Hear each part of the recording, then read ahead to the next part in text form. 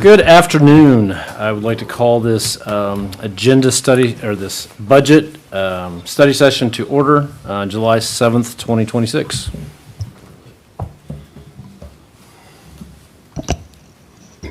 Angela, I guess I'll turn it over to you. I didn't know if Enrico wanted to kick it off. Yeah, you want to kick it off, Get Enrico? started. I can. All right. So good afternoon, Mayor and Council. I want to start with, again, I appreciate collectively your patience with staff and I as we're working through the budget while we've been dealing with very active and positive union negotiations to incorporating the sales tax into the budget. There's just a lot of moving pieces to this budget season, and I believe that we have something very positive to share with you all. And again, just for the purposes of this 4 o'clock meeting, that there is no binding action to be taken from the council.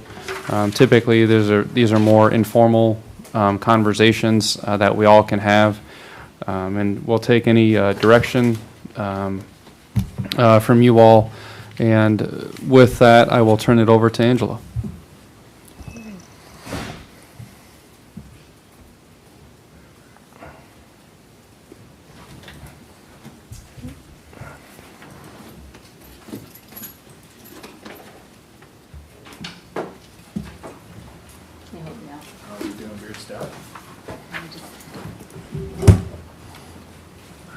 I didn't know what I needed to get up there. Okay. So probably the most important thing we discussed tonight is what we want our maximum mill levy to be. That will be an item on the agenda later tonight. So to kind of kick us off here, our valuation for the 2027 budget increased 2.72%, so not as much as prior years. Presentations during the sales tax meetings showed that we would have a flat mill levy. The mill levy needed to increase the general fund balance to target balance over several years would need to be that flat mill levy unless we were to come up with some other action. So the presentation tonight does show a revenue neutral rate, so we'll see what that looks like, and then I'll also show you what it looks like to have a flat mill levy as well. So the difference between revenue neutral and a flat mill levy is 1.15 mils this year. So for a $100,000 home, that would be $1,323 a year. For a $100,000 home, that's $5,290, and for $1 million commercial, that would be $287.50. So that's what the difference between the two, revenue neutral and a flat mill, would be. And just stop me with any questions you have as we go along. So if we have a revenue neutral budget, our ending projected general fund budget or balance would be 1.81 million. So it shows you there we started at the beginning of 26 with 4.8 million. We project to be about 1.8 million at the end of the year, and then at the end of 2027 it would be the 1.5 shown. So just for purposes of showing what it would be like to split the difference of revenue neutral and a flat mill levy, that would bring us up to 1.8 million. And then a flat would be 2 million, which would be a healthier general fund balance. We do realize it's going to take time to bring that balance up to where it needs to be.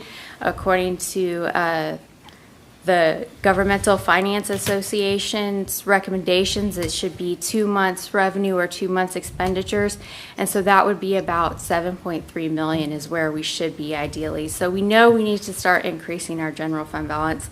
The sales tax is helping with that, as we'll see as we go through the slides, but the additional mill levy would help us. So that is the most important thing that we probably decide on. What we want to do tonight is whether we want to be revenue neutral or flat. And Angela, if I can interject. Yeah. This is more for the benefit of any listeners, either now or in the future. When we say revenue neutral, that does not mean that we're not presenting a unbalanced budget. or a balanced budget, however you want to look at it. What revenue neutral means is that you don't collect a dollar more than you did from last year's budget. So if you exceed even just a dollar more, then you're no longer revenue neutral. And so the issue with the revenue neutral law is it doesn't account for the cost of goods and services going up or paying employees or anything like that. And so if you want to get to revenue neutral, there's a lot of things that every year you then have to cut. So part of trying to stabilize that was through the incorporation of a sales tax. So we can keep the services that we're providing now going for the longer term. And that doesn't mean that we won't make adjustments here or there. But when we say revenue neutral, that doesn't mean that we're not trying to pursue a balanced budget. It's just, it has everything to do with what you spent last year. And for whatever reason, they didn't want to take into account just the costs of services going up like asphalt or anything like that. So I just wanted to make that point known for the benefit of the listener. Another way I explained that to a council member earlier is if your valuation went up the average of 2.72% and we kept revenue neutral, you wouldn't pay any more than you did the year prior. Obviously, it depends on what your valuation did, but if it's the average, you wouldn't pay any higher taxes. So in 2027, we talked about the alligator mouth here and how we're trying to close that. This shows where our expenditures and revenues would almost meet if we did a revenue neutral mill levy. So we're close, not quite there. And this is where we had projected during the sales tax meetings we would be with a flat mill levy. So with flat, our revenues would exceed expenditures in 27 and going forward. So I just wanted to bring that back to light on where we were looking a year ago. So I wanted to talk about some of the overall budget impacts. Health insurance is going up 6.3%, which is really pretty good considering healthcare costs continue to increase. Our human resources director has done a wonderful job of working with our insurance companies to take advantage of programs like prescription drug programs that have kept our costs lower than, average governmentals. Overall in the budget, you'll see a salary increase of 5.5%, but that is not going to be universal. What we're doing this year is we're trying to incorporate a compensation study. So this means that some people will get lower raises than that, but others will get bumped up to where market says that they should be. So this year we're doing a hard lift of trying to take advantage of the study that we've paid for and implement that compensation study. So that's why if you're looking through your packet, when you take it home and read it over later, that you'll see that some departments may be less because maybe they're at market, and some may be higher because they have staff not at market. So I just wanted you to keep that in mind when you're comparing salaries. And then we also incorporated the 0.75% sales tax, which we'll go over later in the presentation as well. And so overall budget, we're looking at a reduced headcount of 0.5. If you adjust for the part-time positions we're eliminating with some of these new positions, then you're looking at decreasing 2 positions or 2 headcount for the 27 budget. And I did on my slides up here in the lower right-hand corner put page numbers if you want to reference the pages that are in your packet. I know there's a lot of information there, so I think we'll just have to follow up later once you've had time to ingest all of that information. For finance, we reduced our headcount from 1 accounting coordinator. We reduced it by part-time by splitting up a position with HR. City attorney, we're proposing to add an assistant city attorney. And then community development, we have already eliminated a permit technician due to software implementation. Alec is going to talk more about this later, but the airport would be increasing staff by 3 for for their fuel-based operations. And we'll talk more about how those positions are getting paid for when we talk about that as well. The police admin is adding a transport officer and reducing some part-times for that. We've reduced the Horton Forestry Superintendent.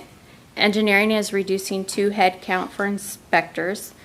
Planning is reducing a senior planner. Strategic growth, this is just kind of a reclassification that the economic position had been budgeted to be in-house and paid for by the city, but that's being paid for by the chamber. So it just switches that money from headcount to contractual services.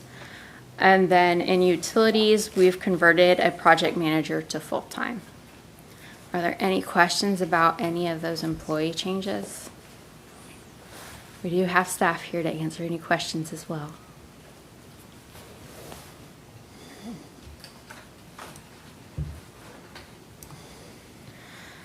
So we just wanted to highlight the new requests in MRF and CIP this year. I feel like we did a pretty good job going over all of that last year. The MRF requests start on page 87.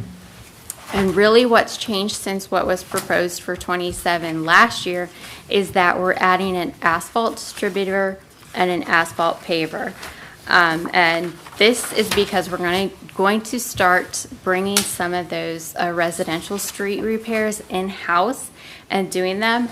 In-house will save us money long-term on the CIP. So the Public Works Director feels we have the crew that's adequate to do it. We will see a little bit of a change in their operating budget in 27 because we propose to buy asphalt in their operating budget because it's going to be used for I don't want to really say practice, but learning how to pave on like city parking lots. So you'll see those changes in the slides in the future as well. Did you want to jump in? No, I was just going to Okay. share that, just to make sure the expectations for the community are understood. There's going to be baby steps with trying to do a lot of that work in-house, so I don't want that to just be assumed we'll be fixing the roads ourselves right away. But we'll start with trails and parking lots and things like that, and then once we kind of get the craft down is when the intention would be to start on residential streets. So while they are expensive, we should in the long term save money by being able to do it ourselves. I got a question. Don't we have to have that big roller to the machine to do asphalt and put it on the streets? Don't we have to have that machine or not? Like to compact everything? Yeah. Is that what you're asking? Yeah. But do we have the machinery to do the streets? Cecil, do we have the roller?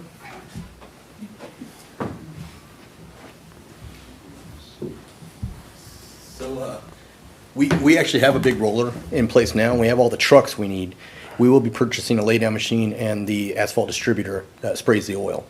But yeah, we have most of the stuff we need except for those 2 really big ticket items. And that's what we're going to be getting and then training on for that first year. Okay. And While you're here, do we have to increase staff to operate this additional equipment, or do we already have people in-house? The current staffing we have, we should be able to operate with what we're planning. If we really start pushing this forward into the future, the downside is with this crew is going to take 5 to 6 people, and it's usually summertime work. So the asphalt crew that's currently working, we may be doing less pothole patching while this process is going on. But then if this really does take off in the future, we may look at more staffing. But currently, staffing levels we have will be adequate. And will this equipment be able to do streets if we want to in the future? I mean, I know you're taking baby steps, but Yeah, so the equipment we're looking at purchasing would be able to go down small enough to be able to do like the hike and bike trails, or up big enough to be able to do a full lane of traffic at a time, which is what typically places do. So it'll be able to do up to a 13 or 15 foot lane in one pass. So yeah, we should be able to do both. And then the one thing we are going to continue to look at doing outsourcing would be like the heavy milling, because the milling machines are really expensive and hard maintenance. And we looked into those and we feel it'd be cost savings to still maybe cost share that part out, but do the actual laydown in-house. okay. Thank you. Do most cities our size have a machine and they're doing this on their own? It's really hit or miss. The research I've done, there's some smaller cities that have it, and there's some bigger cities that don't. We're kind of in that middle range where I know there are other cities in Kansas that have their own laydown machine. It all depends on how much asphalt streets they have. So for a city our size, it does make sense to get one and do it ourselves. Great, and I'll get you the list of streets you can practice on. And I'll say too, Councilmember Fast, that, I mean, this is in keeping with our practice over the past few years of doing a lot of work in-house, whether that's in-house design for some projects, to a lot of the stormwater facilities that we've installed. This is kind of pushing us more towards a lot of the things that we believe we're capable of doing ourselves. And so again, hopefully in the long term, we can save the city a lot of money. Will there be like a reconsideration or recalculation for some of our CIP projects that, like for instance, Jim P. Martinez Trail, the strategic plan was to convert it to concrete because the calculation was that it was cheaper to do concrete with a contractor than to do asphalt with a contractor. It's Is our own asphalt cheaper than concrete? Yeah, so Justin and I have kind of compared notes, and we feel that we would be able to do that work in-house cheaper in most applications. There are still going to be some locations where concrete's the better choice. Some of the ramps or under, some of our trails go under railroad trestle bridges. Right. The machine we have won't go underneath that. So there will still be some of it, but Justin and I have worked together on it, and it looks like everything we've found is going to be cheaper for us to do this in-house. Okay. I like that. Thank you. I believe we did reduce the budget for the Jim Martinez Trail for next year as well. I can't recall the amount off the top of my head, but, so we do plan to see some savings there. And then, would it be beneficial, I know that some of our parking lots are, and maybe these are the ones you're gonna practice on, but, like the zoo parking lot and then the Parks Department parking lot that are in pretty rough shape, and I know those were, I don't know, within the next 1 or 2 years, are those, like, Those are the ones we're looking at. they're to practice on? Yeah. Okay, cool, Yes. thank you. I wanted to point out here too, that the total spend for the MRF is 4.6 million and 3.6 of that will be coming from the general fund. Another quick question. Yeah. The machine that mills it up before we lay it down, is that hard to get people to come and do that? No. Okay. We do that every year with our arterial overlays as is. So there's a lot of local companies that, when I say local, within the state that will do that. Well, my wheels are turning and thinking, well, we might be able to react quicker or maybe even do more street paving if we're doing it ourselves and we can say that needs it, when we have to plan to contract all these people. And the hitch and the get along would be getting the milling done.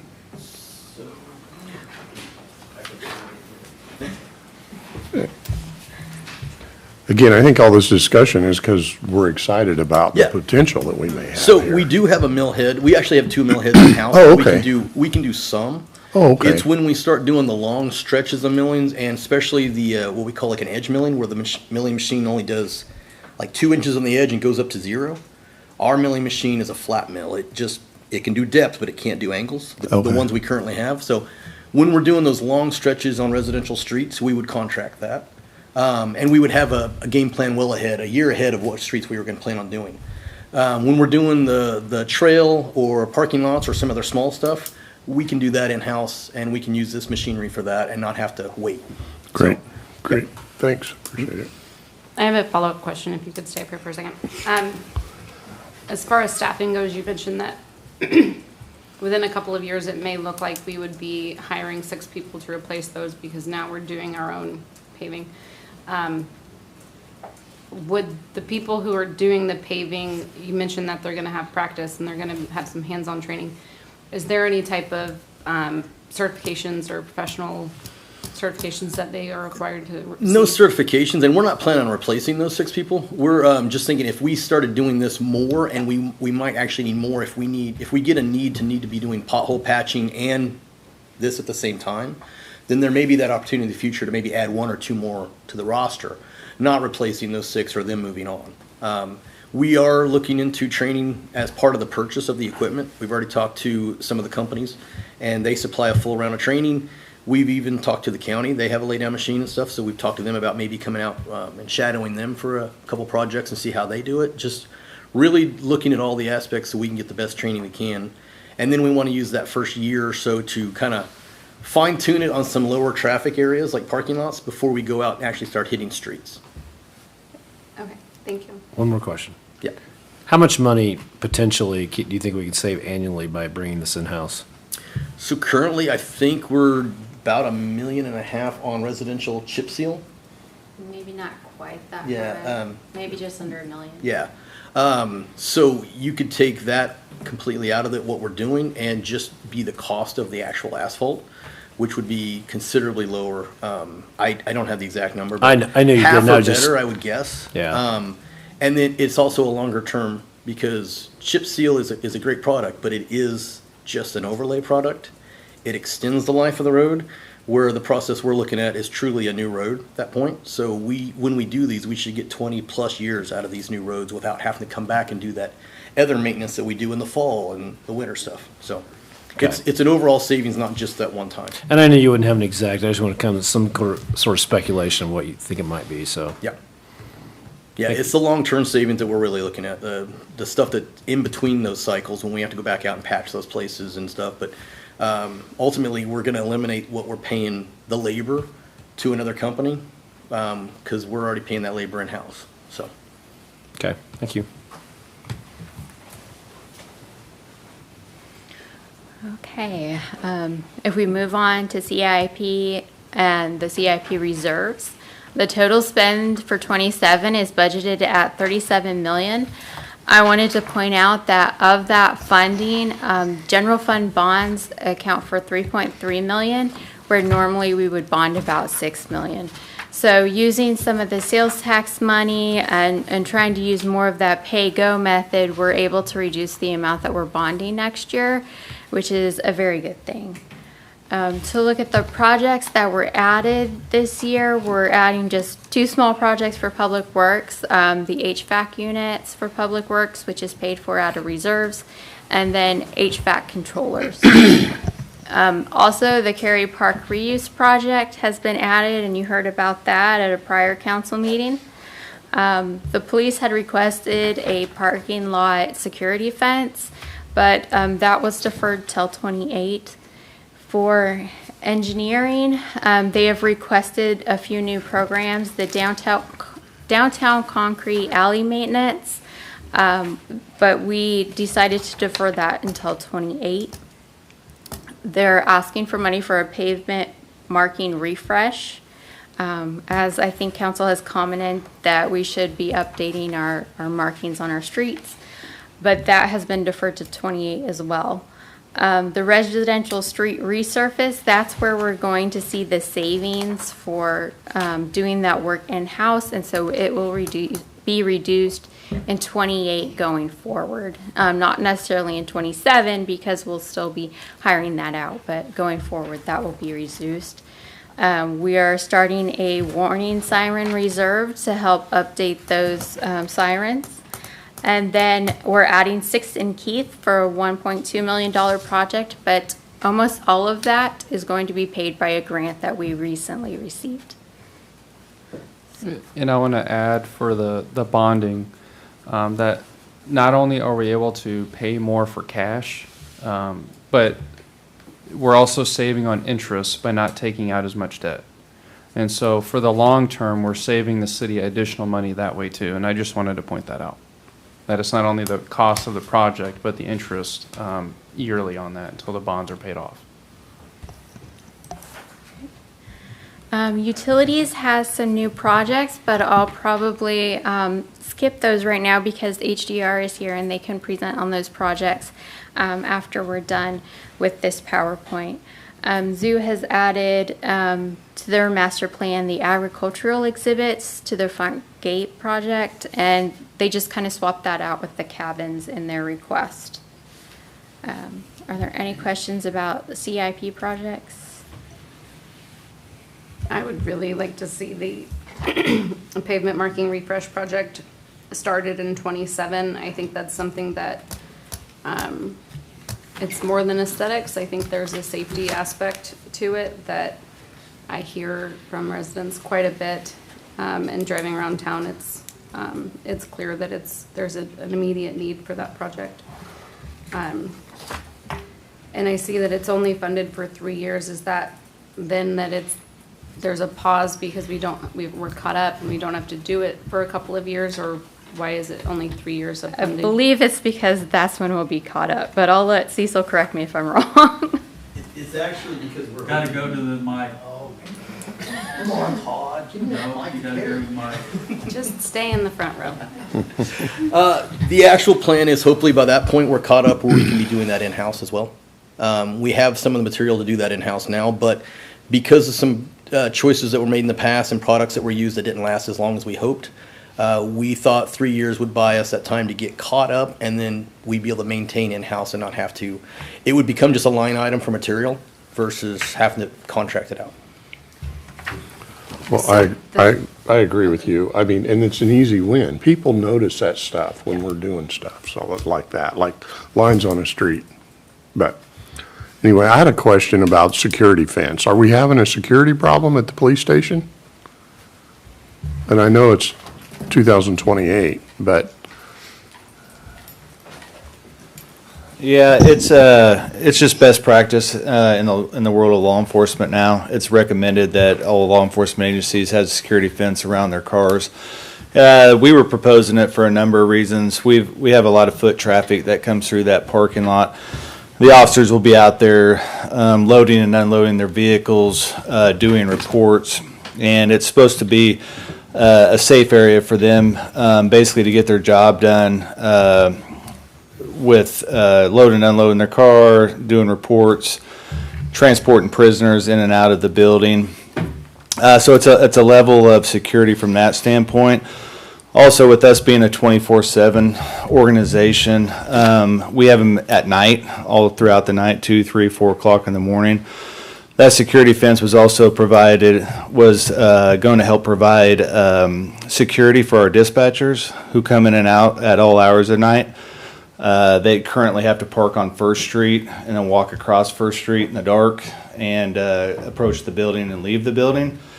So that was there to also provide that higher level of security for them as well. Also, part of that project was there's a little cutout of grass. I'm not even sure why it was there and existed, but it would also increase our parking by 4 spots. So we could get more dispatchers in there or other people to help keep the area secure during the daytime and during the nighttime. There's some different legalities, as far as public property goes and whether people can access that or not. So it becomes challenging at some points to have people leave the parking lot without a clear fence protecting the parking lot. Wichita recently just had an incident with an officer involved shooting due to the same situations, people walking through the parking lot.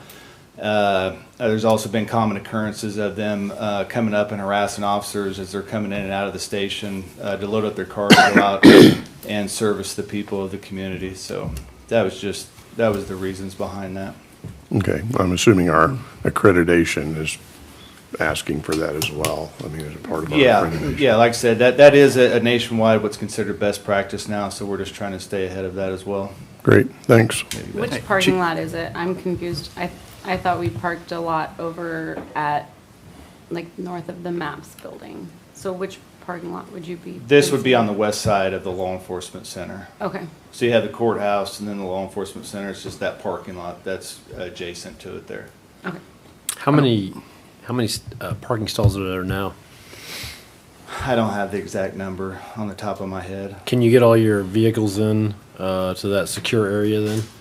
Yes, we would be able to. Okay. Yeah, and especially if we added those 4 additional parking spots, it would allow us to get all those first responder vehicles in there, and then plus, like I said, a handful of dispatch vehicles and detective vehicles. Okay. I don't think it was up there, but what'd the bid come in at? Do you know? It was right at 92,000.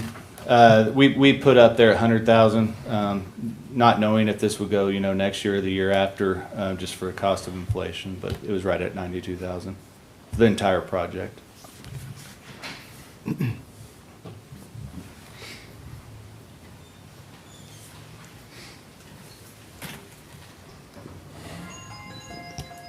Any other additional questions?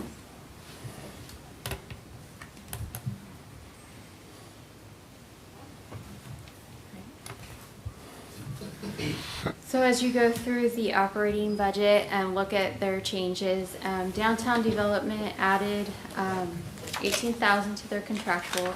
Utility billing added to contractual because postage will be going up again on July, or sometime this month. So that would increase costs about 33,000. And then IT software costs are increasing about 160,000. This is due to adding Laserfish form software, which several departments are using. It's also moving GovWell, the code enforcement and planning software under IT. So it's just a shift of where that's being paid out of. And then the CityWorks software as well, which is now an annual cost. So those are moved to the IT budget. The CityWorks software, we're going to allocate part of that to utilities in accordance with what percentage of that software they're using. Housing miscellaneous contractual, we added a program to assist with home improvements for 50,000. Strategic growth is proposing to increase Market Hutch by 25,000, so the total funding would be 100,000 a year, which is what we were funding it at before we brought it in-house. And then for continuing the small scale development program, I think they call it NEVO as well, proposing 40,000, sorry, and trying to apply for grants to help fund the rest of that program. And then in street commodities, you'll see an additional 200,000 for the asphalt paver. Do you have any questions about those items or? What was the first one again, the downtown development?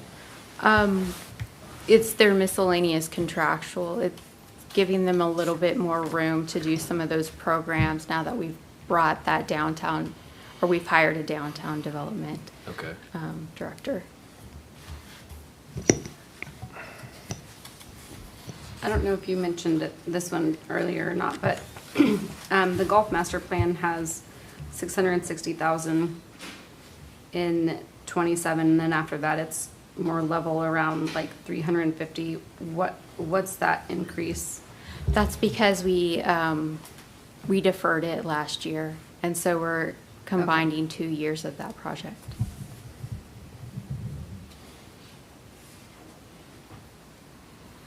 And so instead of extending the project an additional year, we're doubling up this year. Okay. That is what's proposed. Hey, Justin, I'm sure you can answer this question. What's that money going towards, I guess? I know. Why'd you ask it? Because I don't know what that last phase is. Yeah, Paul could answer for us. It is the last phase holds 10, 11, 12. Okay. And it could be, when we presented for the phase we just completed, there was an option to renumber and add a par 3 at hole number, would be the new 15, I believe. So 10, 11, 12 would become 10 and 11. That'd become 2 holes. So that option was still available with this budget. So we'll have to cross that that bridge when we get there. But that is the last phase, is to finish 10, 11, 12. Okay. Thank you.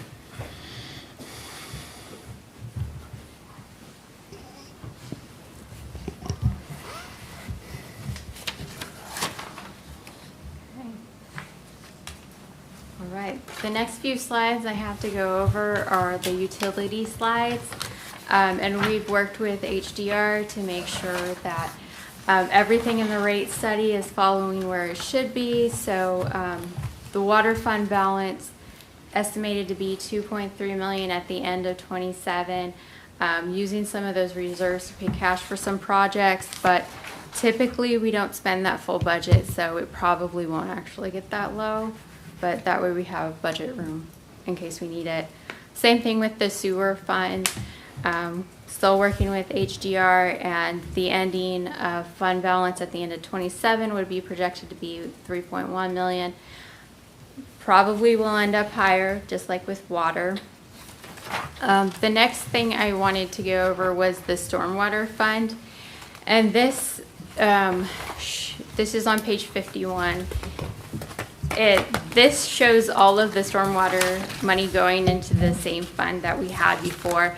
But what we are going to propose to do is break the stormwater funds into two separate funds. So we'll keep the money that we had collected from stormwater fees separate than the sales tax money.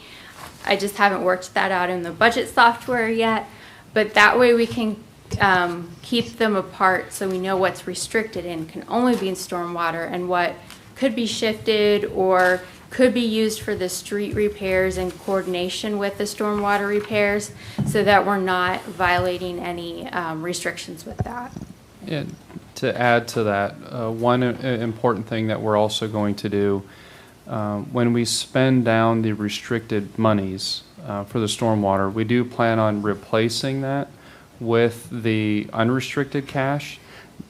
This for the sole reason that in the event that the sales tax doesn't get renewed 10 years from now, that over the course of the 10 years we've built up a reserve that we can then use to help go after stormwater. And so it's trying to set the city up 10 years from now that there's still money there for stormwater purposes. So that would be money that we would propose not to touch so that it can continue to also build interest at a pretty high rate. So I just wanted to throw that out there as well. Any questions? Okay. I think Alex here, he's going to talk about the FBO and what that means for the airport.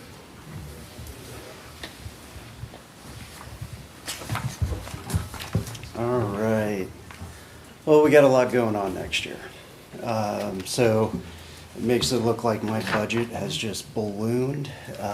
So I'm going to go over some of these items just to help describe why the airport budget looks the way it does. So with the CIP, we did scratch the Jet Center project for next year. We've bumped up our airport facility improvement reserve fund to about $106,000. Traditionally, it's usually about $65,000. And that's to address some maintenance issues, some roofing, some stuff that we need to do in the terminal to be ready to take on customers, and then some groundskeeping stuff, as well as I'd like to start painting the hangars and go from pink to maybe a gray. And then to go with that, because we're asking more in our airport facility improvement reserve, we went ahead for the next 5 years, reduced our ask for the RPZ land acquisition reserve. Usually we would ask about $150,000 a year. We've reduced that to half, $75,000 a year. So that kind of covers the CIP jump for the airport, mainly due to the FBO. For our MRF, we had a pretty big jump in request for the ground support equipment. So this is stuff that we kind of need to be able to operate our fixed-based operation. And that includes GPU, tug, courtesy vehicles, which we're going to try to use or recycle city vehicles for that. And then tug implements like tow bars, a plane recovery system. So if an aircraft blows a tire, we'll be able to recover it, get it off the airfield without having too much delay. But all in all, that comes out to about $160,000. And then our budget, our operation budget, that jumped pretty good for the FBO aspect of it. So we'll have additional personnel,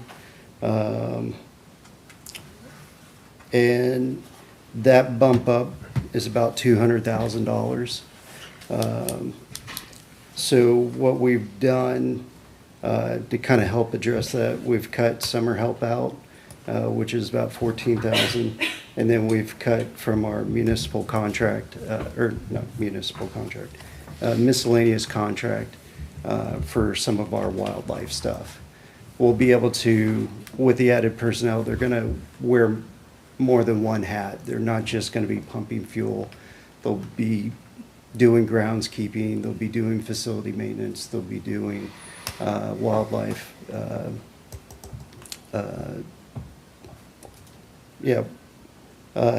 Sorry, lost the word.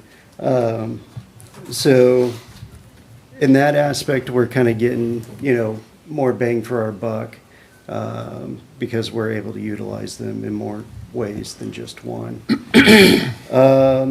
And then you'll see a $2 million for bulk sales.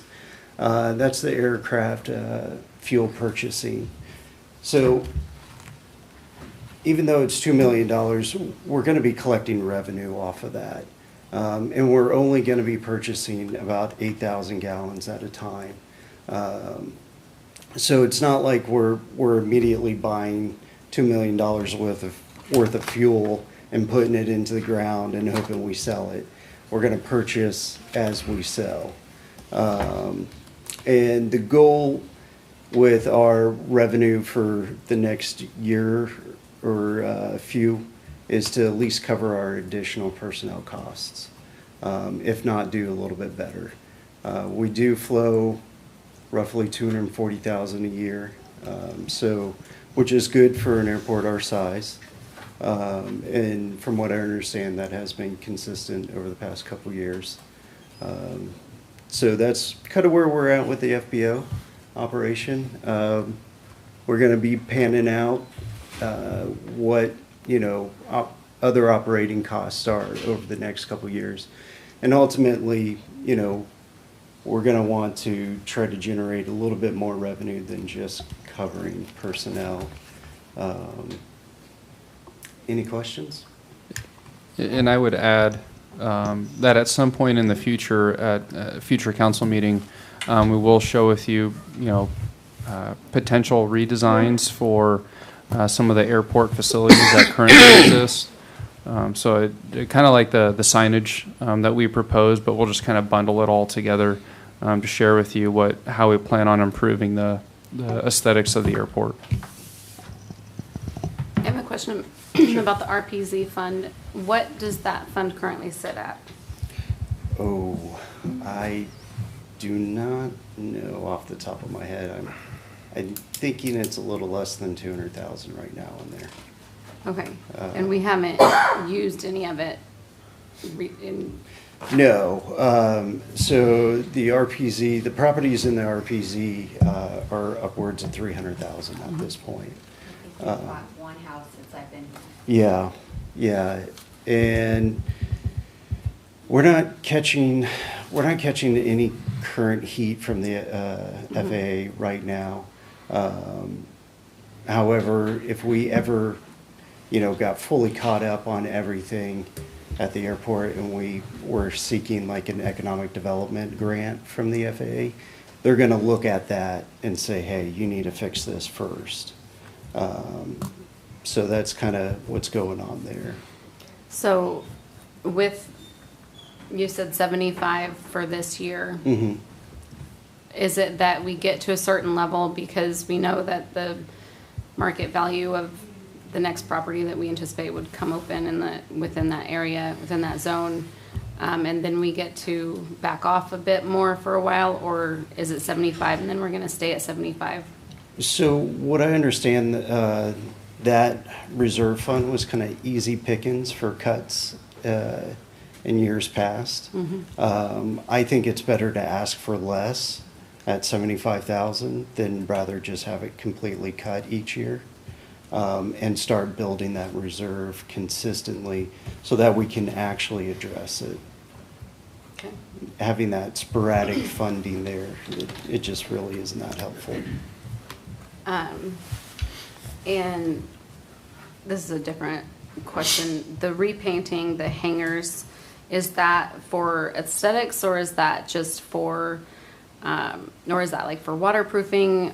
It's twofold. One, aesthetics. So in years past, I don't know why it was a trend to paint hangers beige. but they fade to pink. But also, we're at a point where that paint's failing, and these are metal hangers. So without, being consistently painted, they can start to rust out.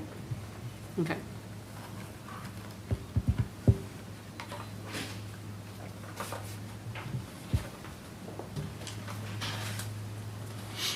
Anyone else? All right, thank you.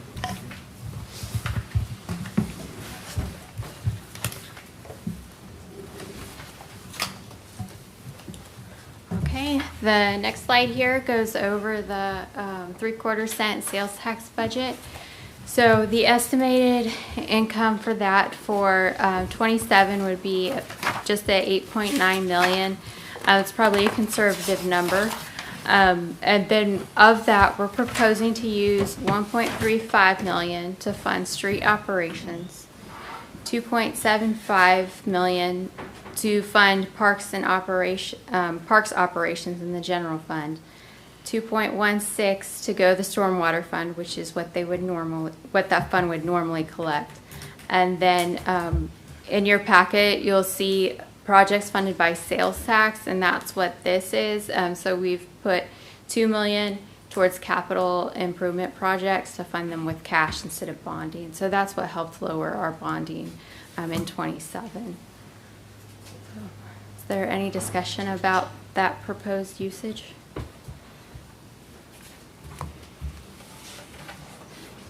How much do we anticipate taking in the first calendar year? That would be about the 8.9. That's probably a Okay. conservative estimate, but I'd rather be a little bit more conservative than promise streets an extra $500,000 that we don't collect.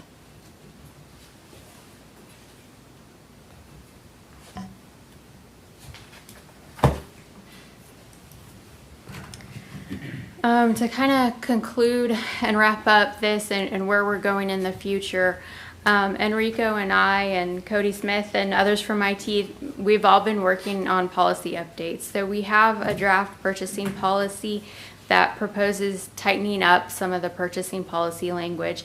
It would establish procedures for if a non-budgeted expense over $25,000 was to be proposed, and what that looks like, who has to approve that, and it also defines what's non-budgeted. It establishes a capital improvement committee. So this would be a committee that reviews capital projects every year, and then if any of those non-budgeted expenditures were over a certain dollar amount and a capital improvement project, it would go to that committee as well. It also incorporates the pay-go system and that language. It also would incorporate required quarterly or regular reporting from finance, and would involve some information from department heads as well. It would have quarterly reports on spending trends by vendor, by type, those kind of criteria, and then it would also report change orders above certain amounts to city council as well. So we're just proposing to tighten up procedures to help us regain some of that general fund balance. It contains language that if we're not at our fund balance, here's what we should be doing to look at how to control expenses. And two things. One, for the city manager's authority to kind of sign off on any payments, regardless of whether it was budgeted or unbudgeted. For the unbudgeted specifically, I would still report back to you all what I did. So there's still accountability on me and on staff as to what money was actually spent on.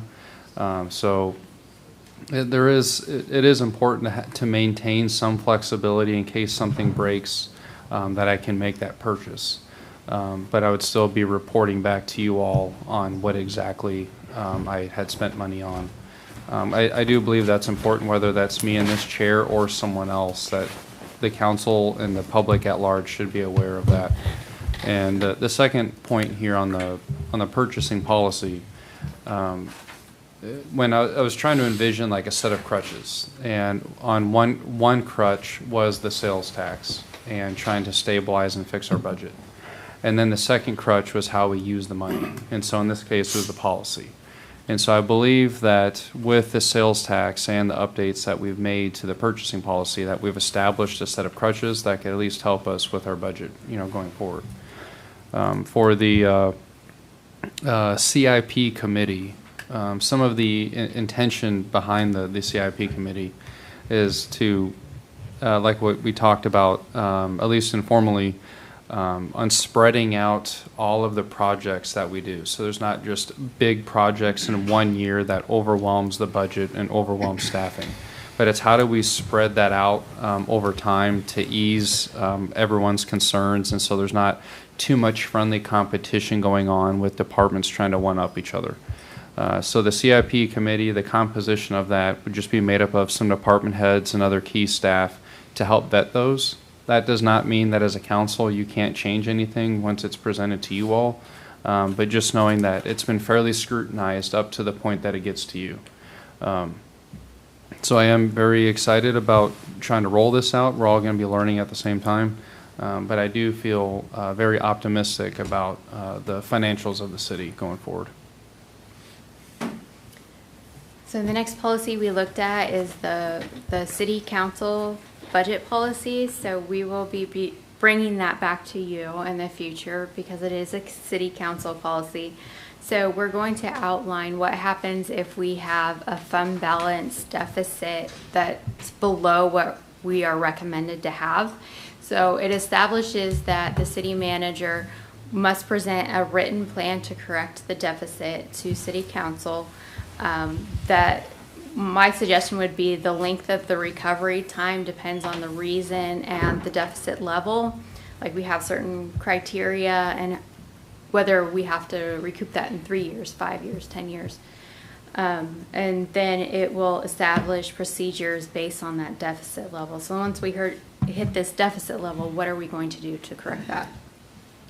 And it'll better define one-time revenues and limit their use to non-reoccurring expenses. So this, if you get a one-time revenue that isn't designated for something specific, it's good to have a policy that allows that to just be captured and increased into your general fund balance instead of spending it.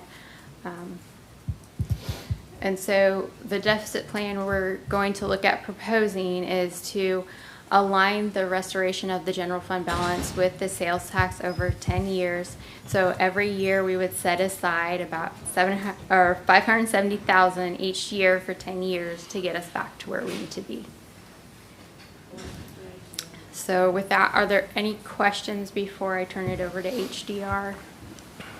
The deficit plan seems like something that is a good safeguard to have in place so that if we do get questions about why is our fund in its current state, then at least we can say we have these policies in place and this is how they work and this is what we're setting aside. So, and we have a written plan. I think that'll be Yeah. especially helpful when we go to do our bond ratings, that we can show you here is our written plan. We are working on this. And so yes, I think it's something that will be very useful. thank you. Thank you, Angela.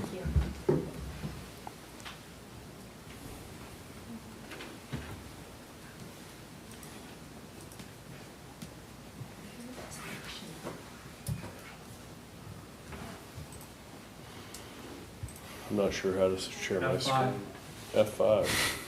Thank you. All right. Hey guys, so I'm Alex Beck. I'm with HDR. I've had the opportunity to work closely with David and Evan and Aaron over these past 18 months or so almost on a lot of different projects that we're going to talk through today for water and wastewater. So I want to give a little bit of background to you with some of the planning of how the 5 and 10 year came up and how these projects were prioritized and level loaded across years. And then really speak to a couple projects that are maybe new ones that were flashed up in front that Angela shared, and then some of the highlights before just turn to discussion. But feel free to interrupt me anytime with any question you have. So some of the background, as many of you may be familiar with the wastewater treatment plant. We did the rapid facility plan at both the wastewater treatment plant and the water treatment center, in addition to a site visit for those with about a team of 10 or 12 back in April of 2025. We also completed a desktop analysis and reviewed a lot of the data behind all the work order history and water main breaks and a lot of that information that is being tracked by city staff. And then from there, went and did a bunch of site visits at specific areas like the wells and the lift stations to eventually inform the rate study that was approved in October of 2025. There were a lot of different projects prioritized in that time of where do we start with some of this effort. That populated that 1 year CIP that would have been this year's budget, and now in this year 2 and beyond, looking at lots of different projects. So really the 5 and 10, so looking out, not just this year, but in the out years, it's really focused on the facilities, needs and dependability around the system, and regulatory drivers that KDHE is either enforcing now in your existing permit or will be coming in near term or in future permits. And then we wanted to incorporate community input. At the water treatment center, there was the open house April 1st, and the #1 response from the community was to maintain safe and reliable service. So that's what these projects are focused on, is doing that. So the skinny on here, I just want to point out, is that the 1 year, so this year's current budget really focused on those emergency projects. And some of the projects within this budget, some are in that emergency, but more are in that poor bucket than emergency. So a couple of the projects that Angela mentioned to specifically speak to the booster pump station relocation. So this was a project to relocate a booster pump station that's in town. And this was from an EPA report that was this year, spring 2026. They were aware of it. It's in their report, and so it's critical to make sure that the tanks that are not operating correctly are then able to be both rehabbed and relocated and then rehabilitated. The sewer dynamic model, utility staff does have a water side, so drinking water side model that is in great shape, and there's analysis being done on that right now to support some of the pressure zones within the city. There is not a sewer model currently, and it's a best practice for any utility to have a sewer model for capacity and a better understanding of the system, and then support I&I program or removal of areas of town that really get kind of pressure on them during storms or deteriorating parts of the system. What year would the sewer model be completed? The sewer model could be probably 2027. It's either proposed 27 or 28. I need to look back. I believe it's 2027. And one thing that I am looking forward to at some point in the future, we're going to start smoke testing. And so for those that may not know, smoke testing is a very effective way at figuring out where there are leaks in the sewer system, whether that's through manholes or the actual sewer mains themselves. So it's a good way for us to be able to detect those, and then we can start budgeting for replacements or any other refurbishments as they come up. So at some point in the future, we will start smoke testing. So people may get smoke in their homes because of this. I mean, that is a fairly common occurrence, but it can help detect even issues in people's private properties as well. Dave, would you happen to know when we're going to start doing smoke testing? Not yet. That's part of what we're going to find out with this. I know we're not starting downtown. Yeah. Just in case. Okay. Any other questions about these two? Okay. And then a couple other projects I really wanted to highlight are these ones on the right. So the water main replacement is a programmatic, so this is an annual cost to support the water main distribution system. It's a best practice across the country to replace approximately 2% of your system annually. So over time, you're then kind of keeping up with the deterioration and concerns you may have with distribution system. So this is set at about 3.4 and is, with inflation, is increasing year to year. So it's a big number, but a very critical number to maintain reliable service across the community. The water treatment center backup generator is currently not reliable. So the water treatment center, the generator there would be able to be replaced and then During times that there's outages, then the water treatment center would be able to operate their generator and maintain consistent electrical power at the plant. Fire life and safety improvements probably goes without saying the importance of those. With city staff, these were items that were identified during the facility assessment, specifically around a lot of chemical storage. So there's improvements there that will improve safety around the water treatment center. And then the Cary Park project, I know you guys have had an update on that recently, so you're familiar with that. But there is opportunity for state funding to support a portion of that fund that's outlined in the budget right now. That was the last one I had, but any questions for me? Or? Last comment I'll have is just, we've talked about in the past the integrated plan and the involvement that the utilities department's had. We've engaged KDHE on that effort, and in the fall and like in near end of year, anticipate an update to you all so that you're really well informed with what's been going on and how the state and the regulators have been engaged, so that we can tie some of these projects and some of this planning effort to the wastewater treatment plant and water treatment center permits in the future. So that's coming in several months, but it's moving along. I have a question for, I think, for Angela. On page 66, these numbers, is this showing so the 31 million for the wastewater treatment plant, is that showing that expense spread over 27 through 31? Yes. Okay. Yeah. That's the 5-year outlook. So that's how much each department would be requesting or receive over that 5-year plan. Well, I think it's clear by looking at page 66 where it shows the wastewater treatment plant is 14.38% of the 5-year CIP.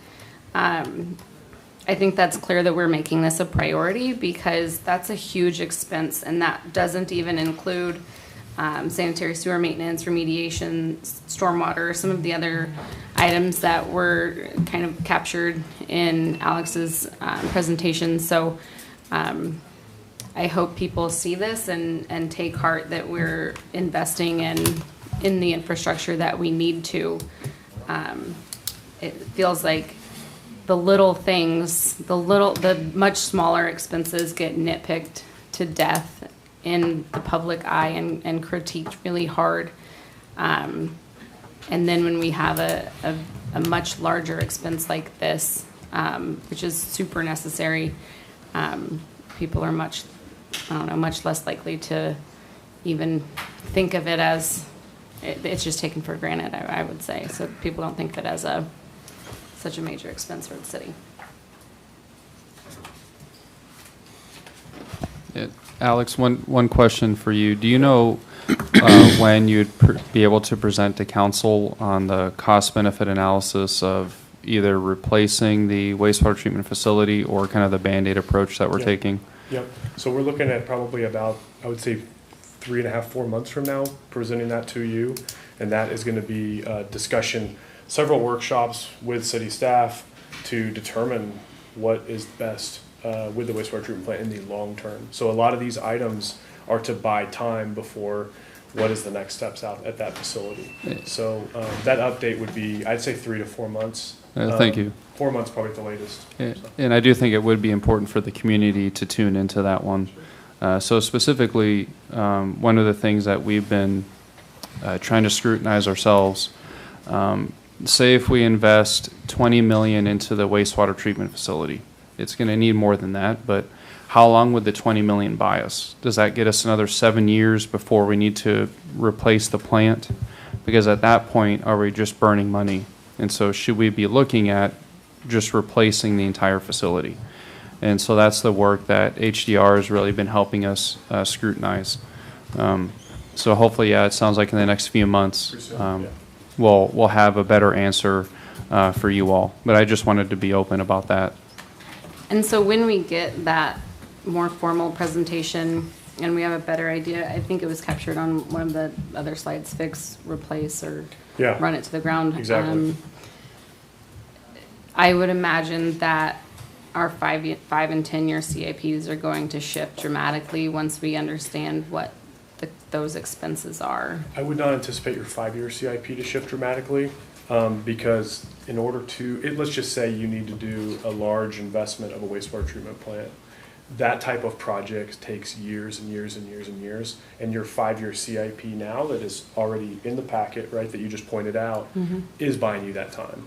So if you need to make that decision, could dramatically impact your 10-year or beyond CIP, but I would say 5 years and under is pretty safe with the existing plan that's in place. Okay, Does so that make our sense? 5 years, yeah, so our 5-year CIP would cover the, kind of the maintenance to get us through, if, let's say, worst case scenario, I Correct. would say is full replacement. And that's, let's say that's the, knock on wood, recommendation come 10 years December. out from now, right? Right, so the CIP is essentially, what we have in place right now is going to buy us the time until we're operational with the new plant, For the- which would take 10 years to plan For the and next build. 5 years, correct. Yes, and I think that that's what's getting finalized is, what does that 5 years and out look like? What does that 10 years and out look like? Or is it worth doing a phased approach and maybe expanding, doing another 5 years, so then it's more of a 10 to 15-year plan before you need to go down a wastewater treatment plant. So very common approach to phased approach on certain treatment processes to extend the life and still meet the regulatory requirements that the state requires. So, I think the next councils have some really tough decisions to make. Yeah, expensive ones. Yeah. And hopefully, council, that the work that staff is putting into this, whether it's through policy or how we forecast our needs, that there is a lot of confidence in staff and from the community in what we're trying to accomplish, that we're being as fiscally responsible as we can. And everything that we're doing is at least trying to give a 10-year forecasting of what the payoff looks like. And so hopefully there is a lot more confidence in their local government and what we're trying to do.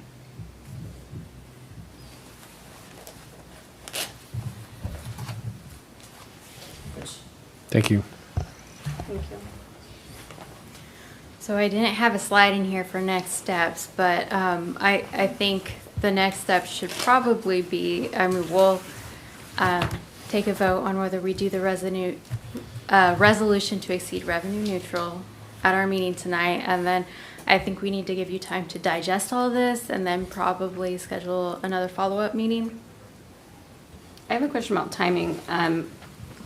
When is our, assuming that we vote to exceed revenue neutral during this evening's meeting, then does that mean that our next meetings, which would be the second meeting of July and the first meeting of August, are really heavy, like we're gonna have budget sessions on both of those, and then our final budget would be done that first meeting of August? So if we exceed revenue neutral, I don't remember the date, it's in my paperwork, it's on that resolution. Our revenue neutral rate hearing would be the first meeting in September. Okay. It has to be between October 20th and September 20th.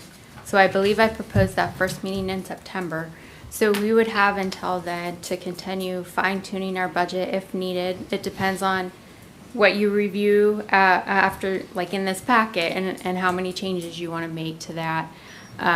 Would probably determine how many meetings and the length of the meetings going forward. But that would be the timeline if we vote to exceed. If not, our budget would need to be adopted by August 20th, I believe. Okay. So if we are not exceeding revenue neutral, or if we don't vote to exceed revenue neutral, then we would have to finalize the budget by August 20th, which would be our second meeting in August. I would have to look at a First. calendar. We used to have calendars up here, and they went missing. Okay. Thank you. Okay, thank you. You have anything else? Nothing from me. Okay. Thank you, Angela. Thank you, Enrico, and all of staff for going through and putting this together for us. I know it's a lot of work, and we do appreciate everything you've done with this. So I think that's all we have for this session. Thank you. Thank you.